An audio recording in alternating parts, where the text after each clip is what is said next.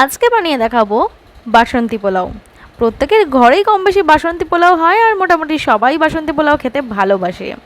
তবে বাসন্তী পোলাও বানানোর পর কিন্তু ঝরঝরে ব্যাপারটা ঠিকঠাক মতন আসে না। তাই আজকের ভিডিওতে কিন্তু অনেক ট্রিক্স থাকবে কিভাবে বাসন্তী পোলাও খুব সুন্দর ঝরঝরে এবং ঠিকঠাকভাবে তৈরি করা যায়। চলো দেখিয়ে দিই। আমি এখানে নিয়ে নিয়েছিলাম 400 গ্রাম গোবিন্দভোগ চাল, যেটাকে ধুয়ে নিয়েছি। তবে গোবিন্দভোগ চালের কিন্তু নিজস্ব একটা সেন্ট রয়েছে, তাই গোবিন্দভোগ চাল কিন্তু বেশি ধোবেন না, একবার ধোবেন। ধুয়ে ভালো করে ধুয়ে নিয়ে একটা পেপার নিয়ে থালার মধ্যে তার উপর কিন্তু ছড়িয়ে দেবেন। ছড়িয়ে দিলে মোটামুটি 15 মিনিটের মধ্যে দেখবেন শুকিয়ে গেছে। একটু ওলট পালট করে চালগুলোকে শুকিয়ে নেবেন। আপনাদের বাড়িতে যদি সুতির কাপড় থাকে আপনারা তার উপরে রেখেও কিন্তু শুকিয়ে নিতে পারেন। তারপরে দেখো আমার এখানে চালগুলো ভালো মতন শুকিয়ে গেছে। এবার কিন্তু নেক্সট স্টেপে চলে যাব, যেটা হচ্ছে ম্যারিনেশন। ম্যারিনেশনটা কিন্তু খুব ইম্পর্টেন্ট, তাই চলো তোমাদেরকে দেখিয়ে দিই কীভাবে আমরা ম্যারিনেশন করবো আর কী কী লাগছে। এখানে নিয়েছি তেজপাতা, হলুদ, আমি এখানে কোনো কালার ইউজ করছি না, আদা ছিল 1 ইঞ্চ, আর এখানে আছে এলাচ, দারচিনি আর গুঁড়ো গরম মশলা। এটা দিয়ে হচ্ছে ম্যারিনেশন করতে লাগবে। দেখো এবার চালটা নিয়ে নিয়েছি, এবার এইগুলোকে সব দিয়ে দেবো এক এক করে। ম্যারিনেশনের জন্য সব কিছুই দিয়ে দেবো। দারচিনিগুলো একটু ভেঙে দিচ্ছি, এলাচটাও একটু ফাটিয়ে দেবো। আর তেজপাতাটা কিন্তু আমরা যখন ম্যারিনেশনে হবে তখন কিন্তু আমরা তেজপাতাটা তুলে রাখবো, নাহলে চালগুলো কিন্তু সব ছিটকে ছিটকে বাইরে চলে যাবে। সব কিছু একটা একটা করে মিশিয়ে দিচ্ছি। আর এখানে যেহেতু 400 গ্রাম চাল নিয়েছিলাম তার জন্য দেখো 1 চামচ আদা বাটা আমি দিয়ে দিয়েছি। আদাটা আমি পুরো একদম পেস্ট করা নয়, আমি একটু ক্রাশ করে নিয়েছি। এবার নুনটা দিয়ে দিলাম স্বাদ অনুযায়ী। আর তারপর আমি এখানে দিয়ে দেবো হলুদ গুঁড়ো আর গরম মশলা গুঁড়োটা। তোমরা চাইলে কালার ইউজ করতে পারো, তবে যেহেতু আমি পছন্দ করি না কোনো খাবারের মধ্যে কালারটা, তাই আমি এখানে হলুদটা দিয়ে দিলাম। তোমরা আরেকটাভাবে ইউজ করতে পারো হলুদটা, সেটা হচ্ছে একটা প্যানের মধ্যে একটু ঘি দিয়ে তার মধ্যে হলুদ গুঁড়োটা দিয়ে দিলে কালারটা আরও সুন্দর আসবে, যাতে পুড়ে না যায়, সাথে সাথে নামিয়ে দিতে হবে। আচ্ছা এখানে দেখো এবার আমি ঘিটা দিয়ে দিচ্ছি। আমি কিন্তু এখানে 3 চামচ ঘি দিয়েছি, 3 টিস্পুন ঘি দিয়েছিলাম। আর তার সাথে যেটা ইউজ করব সেটা দিলে কিন্তু আমাদের পোলাওটা অনেকটা ঝরঝরে হতে থাকবে। তার আগে এগুলোকে সব সুন্দর করে মাখিয়ে নিই। তোমরা এখানে দেখতে পাবে এই যে হলুদটা দেওয়া হয়েছে, হলুদেই কিন্তু কালারটা খুব সুন্দর চলে আসবে, তার জন্য আর্টিফিশিয়াল কোনো কালার ইউজ করার কোনো প্রয়োজনই পড়বে না।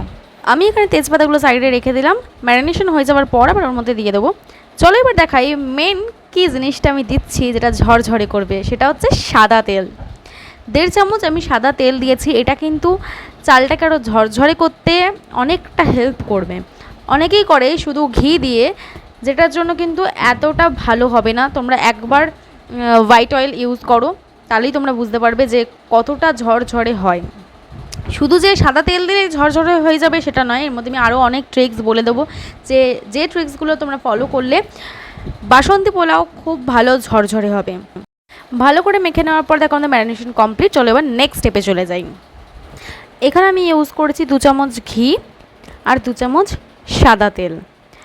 দেওয়ার পর যখন ঘিটা গলে যাবে তারপর কিন্তু মিডিয়াম ফ্লেমে করে চালটাকে দিয়ে দিতে হবে। আর চালটা কিন্তু আমরা ততক্ষণ ভেজে নেব যতক্ষণ চালের কালারটা চেঞ্জ হচ্ছে। তোমরা দেখলেই বুঝতে পারবে চালের কালারটা কিন্তু একটু হলুদ থেকে সাদা সাদা কালার হতে শুরু করবে চালগুলো ভাজা হয়ে যাওয়ার পর। তখন বুঝে নিতে হবে যে চালটা রেডি হয়ে গেছে। আমি এখানে কাজু কিশমিশটার মাঝখানে দিয়েছি, তোমরা চাইলে কিন্তু এটা আগে থেকে ঘিয়ে ভেজে তুলে রাখতে পারো। এবার এখানে আমি জলটা অ্যাড করে দিলাম। তোমরা দেখলে চালটার কালার অনেকটা চেঞ্জ হয়ে গেছে। তারপর কিন্তু আমি জল অ্যাড করেছি। এবার জলের পরিমাণটা তোমাদেরকে বলে দিই। এখানে তোমরা যতটা চাল নেবে তার ডবল কিন্তু জল নিতে হবে। যদি 2 বাটি চাল নাও তাহলে হচ্ছে 4 বাটি জল নেবে। যদি 1 কাপ চাল নাও তাহলে কিন্তু 2 কাপ জল নেবে, সেম পরিমাণ 2 কাপ জল নেবে।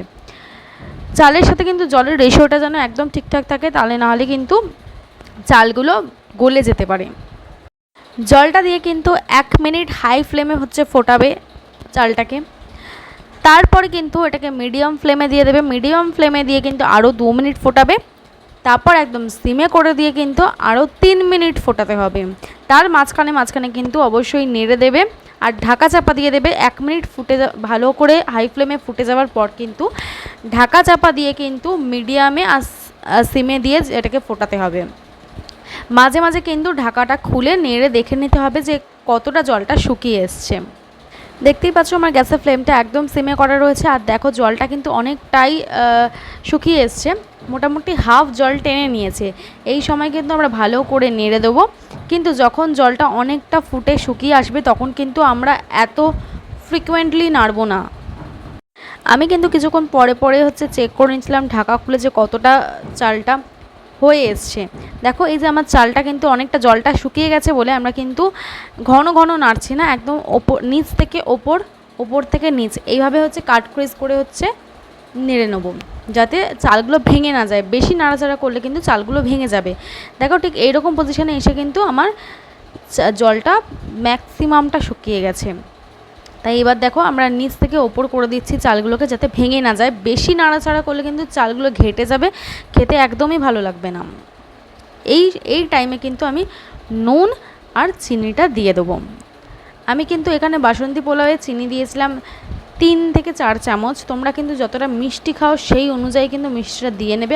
পরে আবার মিষ্টি লেগেছিলো, তাই পরে গিয়ে আমি আবার অ্যাড করেছিলাম। তাই চিনি আর নুনটা তোমরা ব্যালেন্স করে দিয়ে দেবে। আর দেখো আমাদের কিন্তু বাসন্তী পোলাও রেডি হয়ে গেছে অনেকটাই। এখনই দেখো কতটা ঝরঝরে। আর একটা কথা বলে দিই, বাসন্তী পোলাও কিন্তু একটু মিষ্টি মিষ্টি খেতে হয়, তাই মিষ্টিটা একটু বেশি থাকবে আর নুনটা জাস্ট দেওয়া হবে ব্যালেন্স করার জন্য। আর বাসন্তী পোলাও হয়ে যাওয়ার পর একটুখানি ঢাকাটা খুলে রেখে দেবে, তাহলে কিন্তু ঝরঝরে হয়ে যাবে। যতটা ঠান্ডা হবে তত কিন্তু ঝরঝরে হবে। আমাদের বাসন্তী পোলাও রেডি হয়ে গেছে, এবার আমরা সার্ভ করে দেবো। তোমরা কেমন হয়েছে জানিও, যদি ভালো লেগে থাকে তাহলে কিন্তু একটা লাইক কমেন্ট করে দিও, চ্যানেলটাকে সাবস্ক্রাইব করে রাখবে। দেখো তোমরা দেখতেই পাচ্ছ কতটা ঝরঝরে হয়েছে। আজকের মতো টাটা।